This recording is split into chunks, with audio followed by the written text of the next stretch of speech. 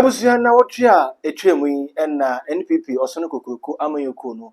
kire so omo ekokoto omo ababi omo etodie yi MPC a kire so omo begina mu ewo mrahye bedwefie de ama brono biada obiada ewo na ekowi ase no na ese kukudem a omo ewo NPP amayoko no kire se ya tentem bebre de omochi de akekafo mu a ne titire ne kase pa yamame Sarah Adwoa Safo Osofo Penny Kantanka, Osofo Kantanka, Eba, Mame Sarah, Adwoa Safo, no, Wayamra, Sebedumni, Ede, Emma, Dome Kwabinya, Mami, Ura Nidin, Ede, Professor Mike Okwe, Neba, your friend of Mike Okwe Jr., and what Tamone Kukrunu, Ede no Ash, Wapa, and no any friends, one penny beconance no widium. Mami, every year. Nabamu emu, Abeka can send me Ebedin Komobi, Ebusia. Subscribe to YouTube channel like na fe sign share mame na Bema TV. Video be beto for me an so nsa betimi aka na hunu de ekoso ewo oman Ghana mu ene abefo tenta fidie kese no. Eso abusuya mame Adwoa Safo ne hunsam na ededwa na mame woteto ye no na woto adwumbi ya yenua Bema amrado metofom du amesa asori mame eto ne kama kire se ohunu se bibibiada ha no watena kunwa no so emfinhye polpol edu emienu metre 12 good years ena watena so eno ntino ne fourth time awokɔ yi ena mpenifo atam no ede na hwefom Professor Michael Kwe Jr. Metre Michael Kwe Jr. atam no de na hwefom abusu oba be kan sembi esanse na sembi circulate e wa be fontenta fide kese nso omo kyerese maame no kyerese okwa akɔjoin ne yewura Alan Kojo Chimanten na online campaign maame se anya ne kore na NPP eturu na kohwɛ nkwa ontru NPP mfano nkohwe owu yenkotie nsɛm no bi emfa emra eno achi ye de mobekɔ akopiem ɛwɔ mfimfini mantemu ɛhɔ ɛna ɔman hene ɔno ɛwɔ Ekumfi traditional area ɔdefo akyem kyerɛ sɛ ensɛm bi ɛkɔso na nado akache waka nsɛm bi kyerɛ sɛ yewura ato kudwa na wɔyɛ mrahye bedwam ni ɛwɔ hɔ no ɔmatam no kokuro no ɛde no ahwe hɔ na nado woni ho kwan sɛ wɔkyerɛ nipa ɔmo emfa no embra ɛne nipa ɔmo mfa no mba eno nti empuntu a wose woye no papa yi efiri akunyo nso anase ni se nkyenti no wegyae dia ende omo bɔ no kokɔ ommra na ombeye emfa emamo ebusu nsɛm bi kan ye fast ne enkotie emfa emra eba ebeto aso ede ma maza minimum adwo na minimum MPP odi aze na minimum MPP na minimum adwo ti party ni mu no ena mbehu atwoa edi se ne woni a no wote no de ya ndie ono a batimi nyini ensi sabi wiase ni patimi to fo motimi sole enum na asa wote ase me hwi ase kura e bia ye ka sei yesi de emfa nya dwuma nemum fo ye se wa ha ya o so ti ase mati se ba bi kura obi ye tulu okoye no homework yie no wasamba edi se ye di ayi be ka se me ko on oppose die minyini ne emu oko independent oko independence die enya dwuma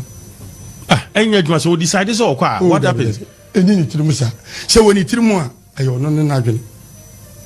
so ti asie because ye mu bi no ye di nachi ye push the first one second third so fourth anya ya se betimi betena ase ye hwe ne ma ye ya this problem we nyina ayede aba so ti ase na nkoba ne sa na so kwante nkuro dia me masam ne se ya nwere party no first so ti dem kana se so o decide so be kwante nkuro delegates ana mo na fa mo ready say mo bedi na chi oh dabi media wo se me di kaka se na minimum no na me MPP mu che enam MPP mu na me di be hu no so ti ase eti se na wu firi mu akwa me nya ma dwen se me firi MPP so ti dem kana se ti na me ka se eba ohuro wom ohuro kasantwi kasapa FM but dia betimi akaba bo ane se sabi ye koto abani ye nu se definitely ba ko pe ni onipa ba ko pe no be obewi ni so ti ase but identity se nipa na wi ni a ye nyina ye fa ye support eni na chi na sabi okotewo dabi e me die me ma dwen kon ma dwidi mu no ntimi ni nachi na mame fa nko eye domi kwa benya Adwoa Safo na ka sei o se we yento nkra we na MPP fo nyina asonte se ono so she has come to stay o se emfa ho ene aba no ekoye nanu ada eye Michael Kwe Junior peja mami wa wo sister pani peja no de ne fa wiem roli mami ya mama mi taban mu nyina foye sa mani budambalis mami wia wo form oba no oba ko competition bro oba sei Michael Kwe Junior eti unhu nipa mobo kakra mami ani su bri no ama chese okọ ne papa ho Apostle Kojo Safo kura so mompai ma no chese na emfakura na mama ne sei watete onam no otete ayi Castro nyum ose menam na metete wonam no otete saa se nkrofo bi kase esan na nsan nkuku awudi wo dome kwa benya eye parliamentary primaries ninti wafa ne ho adwen se odene ho bebo alankwadwo chematen wan frafranpa wono ankasa be ko independent ose mohwe de omokeka senior party aye bia mami 12 years mua matramra hye bedwafie ama matimi kura agya ho akotena America be 6 months 8 months kura me brofo kura sesan ni nyina ye party no emwa a omode boa me na party atimi aboa me sei a na enne me Adwoa Safo Sarah Adwoa Safo me se megya party wose nya no kura wose nsem omo ka nyina bia ni ho a eye no kure no no de wasi nkete se eye His Excellency Dr. Alhaji Mahmood Bawumia ni 8 breaking the 8 na one ne yere maame Samira ayo madwen se hajia omo be break no wose ka no ono kra ne bedi mate apai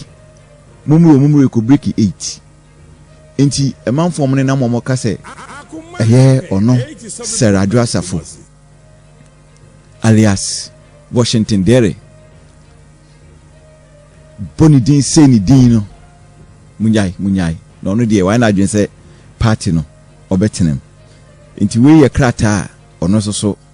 de abeto abonten se amanfo entie na omo entie no we ye nananom atena konwa Ekumfi and president mampanitie we a lawyer President Agradaa Akufo-Addo we a lawyer Ghana 1992 constitution no be bia ni ho a e kire se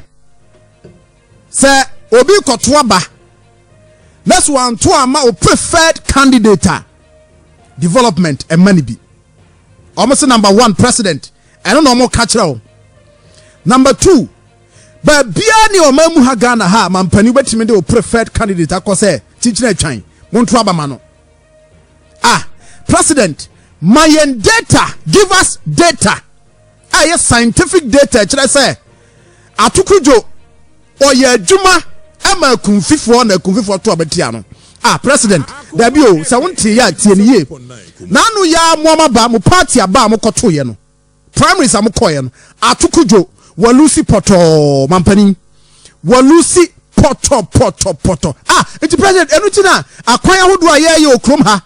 ye wa Ekumfi ha no sa project ni nyina ye jai no mampani that's what's my kind no ampa afen wasi sudua na nanu masema mo kan o se mampani Agradaa Akufo-Addo in fact dia wa ye no a kire se in fact ade no wadi o mawu na omo de omo eyi wa no maka kire se wosi wanu ho na waka asem na wie na ase me dem akas manka no kra na enye waka wie no akwan no ni project ni niam ekoso ho no and 10 times so animu ya no project no se e wo se start where nananom Ekumfi traditional council nananom ana omani abre pa omso omani abre na mabu no alezi boot mabu omso munya abotre nananom se munya abotre na omo be konkoden ahwese mampani Adoda Nkwakofu now no atukujo no primaries kwa Lucy primaries yes one party mu or you unpopular even within the party for kra na mampani wo mu kra na betima show say munye ni eno kra opa no ye no ho kra no wanto aba na ama no atukujo no na ye no ma kromofo a ye to yaba based on development ye to yaba based on impact we MP a wanya our constituency mu no ye na be ka we a kire president fat one ka say ye na no de no I mean ebrepamu ye de kwa kwahwe Ekumfi ni ahwe de ekoso wo ho na ena ye wo another issue in fact two issues are pay ye be se ye hye Kisia Jabin is on the table this morning. Abusia Kisia Jabin a Ghana special prosecutor. In fact, only the second person was assuming this office since the creation of the office of the special prosecutor. Now, Matiami Dubaya Nidia and a whole lot and a course, a whole lot and a Siwa Ghana, and some pinia Matiami do at the point said, Sika resources obey here to operate in the office. No, said the creation of that office, no, just a mere creation. And the other two on the atom, said Baba Koya Juma. Now, me call from Koya Juma, and one saw the assassination, 7 Koya so Juma, and one no, Sani Efu. Matiami do Kasa Krom ha. Now, me say Ghana Hano, ya dear a Sabia Yecha politicians. A Sabia ye channel a harding. Martin Amidu before so Babaye special prosecutor. Pro-mania fellow citizen vigilante. In fact, on one Kasa party and NDC Muno, as or causing confusion in the party. In an attempt that Obetimia prepare the Amagana. So you started fellow citizen vigilante. Nani daho adiene nkoyi anu amaso no de kokot na wo twe ha ene yes bema umu odu ani mo nyam wo mu obetima ye adwuma yi ene ye de beton de gu nani mase na me se ye ya de bi okrom ha Ghana ha ade na ye na ehu da bia me ka professor Fimpo Boate asem papa yi nim di former pa Ghana for review no che se ye gini tum bona baso boni din Ghana surgeon bakwa yenya wo bo adwuma yeto man panisi bema beje ministry beje appointment ana man pani appointing no owie ya no eno o man so no se ko head the interministerial committee against illegal mining ne yanko galamsey ekoi man pani na nim se ade na den eno se prof beje ko na betimi aye we and your good Professor Fimpo Boate ani mase poto kroma is a Professor Fimpo Boate abai any man penny office penny fo bi ma ye ne say ko kasakura na nke bon kan empia ntontwene because oya report wie ya o de call ye na ye share nanim yes be ma o report no evidence bi ani ho eni na de anim ye kenkan ye hu but en she nim ani agu papa ani mase poto ene Prof ontimi mpie 87.9 Kumasi. Professor Fimpo Boate ntimi mpie. Ana mampani ba no so me no me the announce principle na beko that is corruption president. Ana announce principle yet to ho kisia jab before so babe we no announce arem ya announce ne lawyer. Him say yes effort ni nie mampani bo ni di bam. Ana man for start analysis. Kisia Jabin ebe furu akonya wei esu na Matiami du su no ebia na osu na Kisia Jabin no patie mi ye asa ye be guan mase o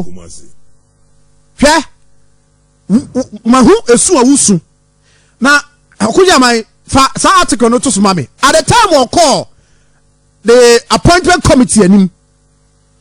or say the point obedura oba resign that point no the point where ohunu se masa eniema nkoyie or finding difficult so be na adwuma or say at that point oba resign but Kisia Jabin tiemiye this is the point I would do because wakasa bebre ukasa ne dɔɔso dodo ɛnɛ Kisi Agyabe sei ɔkyena ne nyinaa kɔwie sɛ asɛm a Maatiami du kaeɛ a na Ghanafoɔ hu ne sɛ Maatiami du pɛ kasa no ebia na woyɛ ɔse I will only resign amidst unbearable difficulties. Now go back na kɔhyɛ nsɛm a Kisi Agyabe aka since or assuming the office as a special prosecutor. Sadia way or call appointment committee any no. Anyway, some kind be near and your Facebook page. I was and now follow your Facebook page. Over to the air can say or call and or can't ask him. We say difficulties. Say what office run a be unbearable or by resigning. Kisi Agyabe o na abusia yeti krom ha and Kisi Agyabe a year report half year report or yeah the buyer that was I think last year and where that report and what catalog some of the issues are or buy as special prosecutor near some of wafa there was shemu baby awaya drew and the prosecution never koso na abusia wo share report ni mu a wo se ono ankasa no wo brekwa wo bregu eho na okoto nwum se ankwanoma eho na okoto nwum se ankwanoma o se me ka ne twi ankwanoma me de me kra ba afode me ye de metimi me bre so na me ko onie Kisi Agyabe ni eno so nwum to nwum ya ma che se I was saying good Ghana for Yentie kakra. Nin some kind bini. Is doom looming ahead of us. That very soon a murderer will boldly walk to court to seek an injunction. Should I feel frustrated and resign? I took an oath when I was sworn in. And in my life, when I take on the reins to do something, I do it to the best of my ability. I ought those who do not understand tree, please forgive me. They say I may ankwanoma. Me de mekra abo afore. Me ye de metumi. Emre so a eko. Those who do not understand tree, please forgive me. They say I may ankwanoma. Me de mekra abo afore.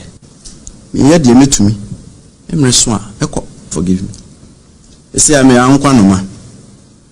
Me de mekra abo afore. Me ye de metumi. Emre so a eko. Please forgive me. They say I may ankwanoma. Me de mekra abo afore. Me ye de metumi. Emre so a eko. Awusia wey Kisi Agyabe na wey special prosecutor. Awusia for wey wa wutie mi a bi abeso ti ase ye special prosecutor yi 87.9 eya officer aban ba ye wa create say o meboa ne enko keta asese na office ba ye no in fact me shada enhu adwuma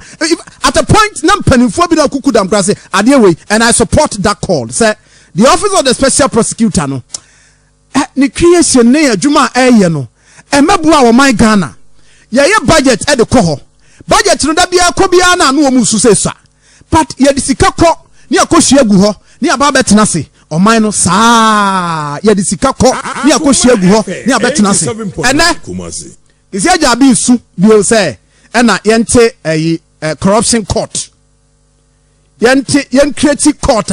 corruption kwa na ba be hwe okrom ha because ono hu ni say corruption cases if I hear the report ni mu a issues are wo ba ye wo hwe enya sem ketwa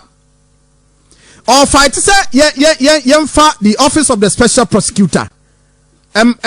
yemfa constitutional powers now ene I'll tell you something why Ghana ye di agro we ye ni so corruption kono oma we ye serious da ye adwesi abeko enti Kisi Agyabe ba bia wo no enwumo ya na abeto but so tunimo ya no nya adwen because so ntimi nya wo hwe ankwanoma ja ho ne ko because ena me nyesa I will not resign because me no me fa adwuma me ye kowie be ma wo ye adwuma na wo ye akowie na adwuma ne mfa so bi amre ya jai to ho na bi ma tiami do aja ho ko o se ade no se de sitie no edin because mampani ane ni office no so mo ma tumi ama ahoden ama sika resources se ko because the essence of the creation of this office and say already yawo yoko ho yosrajo ho uko parliamentar yawo committee a wo mo hye say all agencies ministries abaya accountable to Ghanaians nyina ehunu say enye papa and that is that because the creative office of the special prosecutor means that the order no omadwuma nsani and edi we abeka ho he say we so office we ya ene saa said the yoko no ne others na tie no saa ne abeye no etikisi aja ben tie me yie ade no be ma wa na aka say the only time we be resign say when the difficulties are unbearable. I mean from all trances ni ma wa kan nyina ne say masa office wo shemaw maw o my God on the serious politician on the political will to fighting corruption any ho ayira ye gu ani mase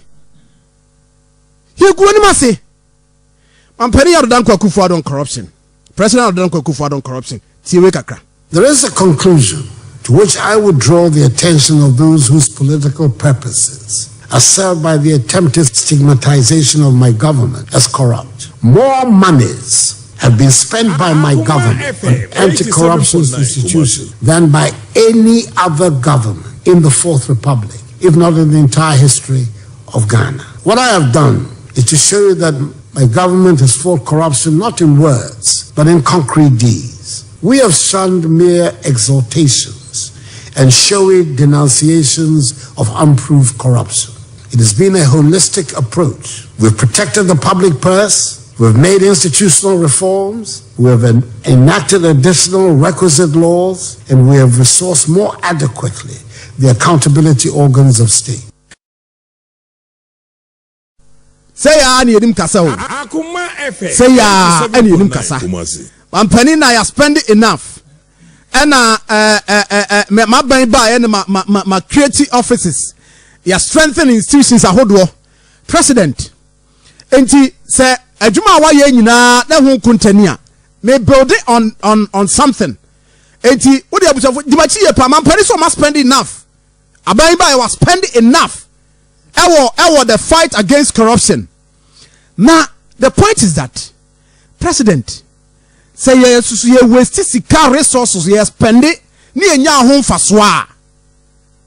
I mean common sense will tell you that masa ade no hwe ho yie but Matiami do no na resign here kisi Ghpage so no resign Yoko appointment e no sa Shraj appointment the same thing enti mampani sa why adwuma we nyina na sa mpanifo eda no na so ma san o munyom adwuma yi a ade na o say president ho ye ka wa fire nipa I wa fire masa ska ma spend office on to be fanya hwe masa ma fire Ebuzenti mame Adwoa Safo yewura apostle kantanka eba nenum nsem ena watro tententen obi bebusa se ade wotro no tiana watro ne tententen ohun se ha no watro se NPP amanyoku no eye amanyoku a yetwa ne furuma ade tum emponu oja ekohye mu abrochirima mu mfi aboso beye ensia de kɔ ne wotwe so no obai omo sign edge nti omo kire se obekɔ independent anase obekɔ akɔjoin yewura Alan Kuruchimanten no enye ne kure biada enim na otofom du a obesan asɔre wɔyɛ ni homeworks ye wɔyɛ ne siesie na ebrepam no wasan ene papa yi ene na ba betentem na wasan edi ne so enkunim Ekumfi traditional area ɔmo nso ɛde no ɔdefo achen ɔno nso ne kasa ɔde atodua ene no wɔsra na ado sɛ wɔmbra na wɔmɛyɛ mpontudwuma yewura atikudwo ɛhyɛ ase no wɔmbra na wɔbɛtoa so aha ɛne na Bema TV medin ɛde ɔtuma nkɔbɔda no Kofi abɛkɔsɛm bɛto me from Asante Gudi Accra.